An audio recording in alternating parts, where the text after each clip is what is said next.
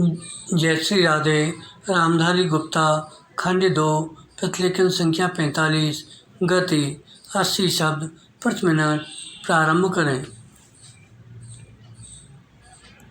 महोदय, हिंदी चिरकाल से ऐसी भाषा रही है जिसने शब्दों का उनके भिन्न देश अथवा भाषा में उद्गम होने के कारण बहिष्कार नहीं किया। विराम।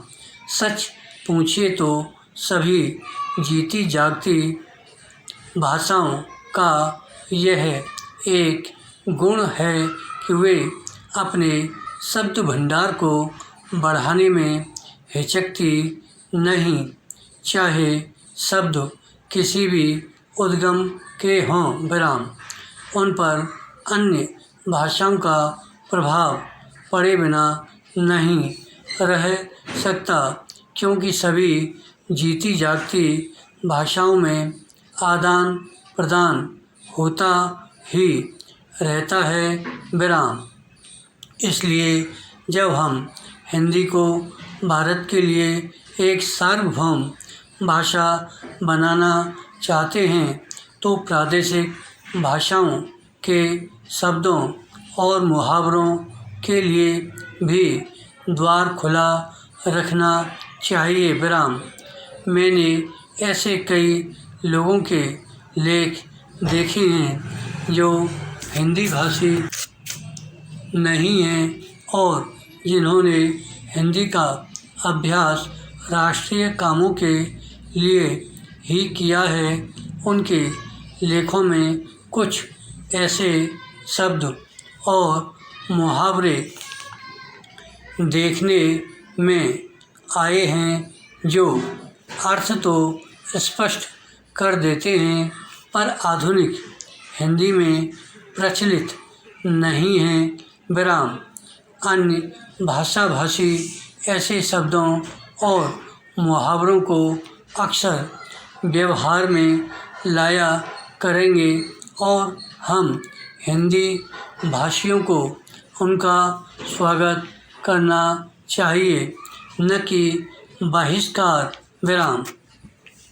हिंदी सच्चे अर्थ में राष्ट्रभाषा तभी होगी जब भारत के सभी निवासी इसके साथ प्रेम करने लगेंगे और इसकी उन्नति में अपना गौरव मानने लगेंगे। विराम। यह भावना तभी उत्पन्न और परिपुष्ट हो सकती है जब वे यह समझने लगें कि हिंदी में कुछ उनकी भी अपनी देन है और हिंदी पर उनका भी कुछ अधिकार है। विराम। मैं समझता हूँ कि हमें इस भावना का स्वागत करना चाहिए और इससे डरना नहीं चाहिए। विराम। मैं तो यह भी मानता हूँ कहीं कहीं हमारे व्याकरण पर भी अहिंदी भाषियों का प्रभाव पड़ेगा और हमको उससे भी नहीं डरना चाहिए। विराम। पैरा।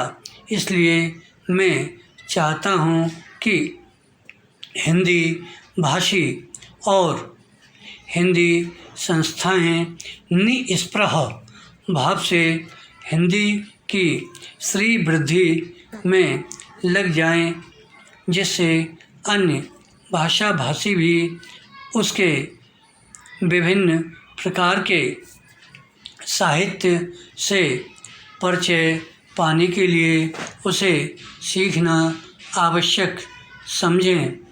जिस प्रकार आज कोई भी विद्वान आधुनिक विज्ञान से परिचय प्राप्त करने के लिए यूरोपीय भाषाओं का अध्ययन करना आवश्यक समझता है। विराम। यदि केवल काव्य अथवा ललित कला संबंधी ग्रंथ ही यूरोपीय भाषाओं में होते तो हमको उन भाषाओं को सीखने की शायद आवश्यकता भी न होती, पर विज्ञान से परिचय प्राप्त करने के लिए उन भाषाओं का जानना अनिवार्य हो गया है। विराम। उसी प्रकार हिंदी भी इतनी समृद्ध होनी चाहिए कि आधुनिक विद्याओं को प्राप्त करने के लिए उसका जानना केवल पर्याप्त ही नहीं, आवश्यक भी हो जाए तथा इस भाषा में मौलिक ग्रंथ भी लिखे जाएं, जिनको पढ़ने के लिए अहिंदी भाषियों के लिए हिंदी सीखना आवश्यक हो जाए। विराम।